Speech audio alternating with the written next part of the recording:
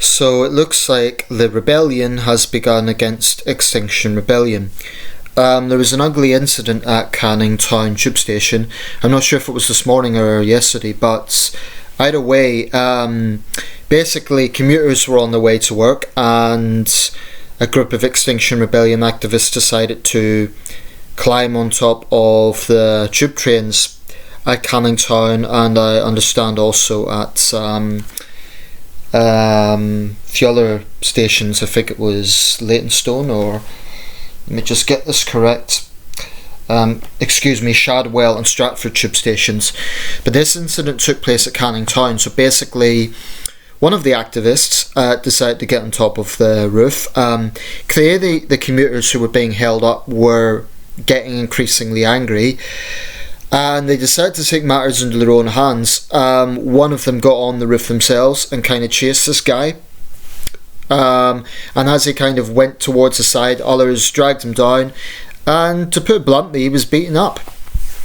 Now, a cameraman who recorded this, by the name of Elliot Loughlin, gave an interview, as reported by the Daily Mirror, in which he spoke of the mob mentality, the London mob mentality that set in. About 20 people laid into him.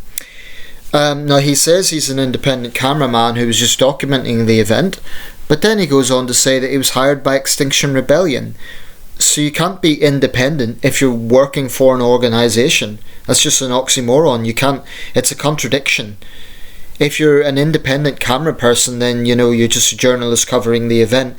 You're not promoting and endorsing a movement. So I call BS on that immediately. Now, as to what's happened, it's unfortunate. It's not a nice thing to see. And I think vigilantism should be a last resort. But I think, unfortunately, this is a situation that Extinction Rebellion has created. Roger Hallam and other leaders have essentially given the green light to anarchy. They've essentially told their followers, they've encouraged them to get arrested, they've encouraged them to be as disruptive as they possibly can be. Interestingly, of course, the tube trains run on electricity, not, as I understand it, not on diesel. So, it's a situation they've created, and people are going to start fighting back. If you piss off the public enough, you cannot rationally expect them to just be passive. One of the main critiques of the police up until last week is that they have been too inactive. And it's not nice to see someone getting beaten up by a group of people, but this wasn't just some random attack. These people have jobs to go to, they have bills to pay from those jobs, and their anger is understandable. I mean, what do Extinction Rebellion really expect? Do they really expect people to just kind of say, oh, well, we need to just listen to them, they're right about climate change, so let's just listen to their sage wisdom? It's astonishing arrogance of this organisation that I find so insufferable. The idea that they really seem to think they could do whatever they want. And I think the younger members are being exploited. I mean, the doom-mongering from the likes of Roger Hallam and other leaders is very reckless. There's no doubt that climate change is a very pressing, critical issue, but they're literally leading teenagers to believe that we're all going to die in 5 years, and it's going to be cataclysmic, and the sort of hyperbole that they're putting in. I mean, this is an organisation that claims that their motivation is that action needs to be taken on climate change and all the conventional methods haven't worked. So they claim they're doing it for the greater good, yet they seem to have utter contempt for their fellow humans, for the disruption and the stress that they're causing. They do not care. And then they play the victim when people don't like it, when people naturally respond to that. How would Extinction Rebellion activists like it if people were blocking them leaving their own homes and so on? And I fear that if this continues, someone is not only going to get hurt, they might even get killed. Whether it be an activist or whether it be someone taking matters into their own hand and trying to control them. So I support the Metropolitan Police. Their lawyers will say it's unlawful. The vast majority of Londoners, I suspect, will agree with the police. this is the point I was making in my video the other day. Democracy, civic liberty, does not give you the right to impose on others. That is shackling the liberty of others to go about their daily business. I mean, for an organisation that claims to have the greater good, they're actually pretty sociopathic. And they need to understand that people are not going to put up with their crap. I mean, they're not targeting, big oil companies. They're not targeting big multinationals. They're targeting ordinary people. And this comes as media reports talk about celebrity hypocrisy in this. A lot of celebrities have latched onto the bandwagon. People such as Benedict Cumberbatch, Stephen Fry, Olivia Colman, Daisy Lowe, Mark Rylance, and others. And their hypocrisy has been pointed out. These people take private jets. They've pandered to and promoted, Heathrow Airport and other CO2 emitting organisations and bodies and companies and so on. And they had no problem taking money for that, And they've admitted they're hypocrites, but they wrote in an open letter to the press, "Dear journalists, you're right, we are hypocrites, but don't focus on us." That was their caveat, don't focus on us. Well, if you're going to, put yourself into a movement and lecture people and be self-righteous and, endorse a movement that the wider public does not support, then people are not going to be very happy about it.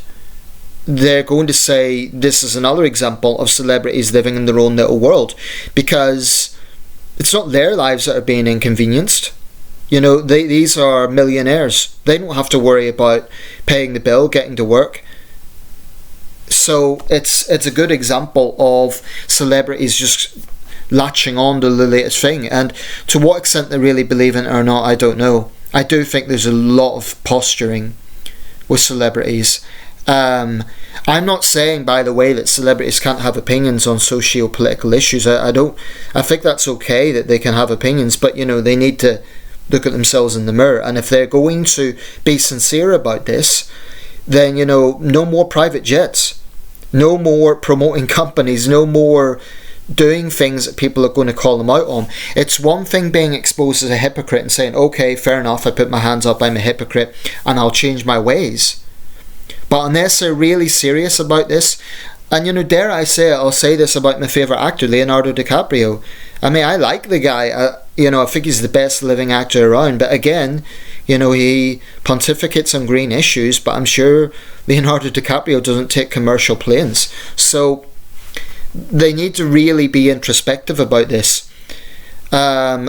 And they're right, they're not the main issue. But people are just going to look at this as, they're out of touch. And if Extinction Rebellion, one of the main criticisms of it is that it's a middle class yuppie movement. If people within the movement cannot reach out to the people that are, as they argue, going to be the most impacted by climate change, then, they're going nowhere. So, for example, in developing countries, in low-lying Pacific nations, it's people who have nothing, desperately poor people, who are going to be most impacted. But someone who is, say a Bangladeshi fisherman, or a family living in the Solomon Islands or the Maldives, they're not going to look at some idiots holding up a train in London and say, oh, that's going to help out this situation. So I think a lot of it is posturing and self-aggrandizing. You just have to look at Roger Hallam to see the sheer arrogance that man comes out with. I keep mentioning him because he is one of the co-founders, and I'm not that familiar with the others. I know of Roger Hallam. I very nearly went to a talk by him. I'm actually pleased that I pulled out, although I would have liked to confront him, because the venue was a church and I would have lost my temper, and it's not the place to do that. So I'm actually pleased that I wasn't in that situation, because I think I would have lost my rag, because this is a guy who's not interested in compromise, he's not interested in having a difference of opinion. As far as Roger Hallam is concerned, I am right, and I'm encouraging my followers to engage in direct action. And he literally said, we want to topple governments and people may die. This guy needs to be heavily scrutinised.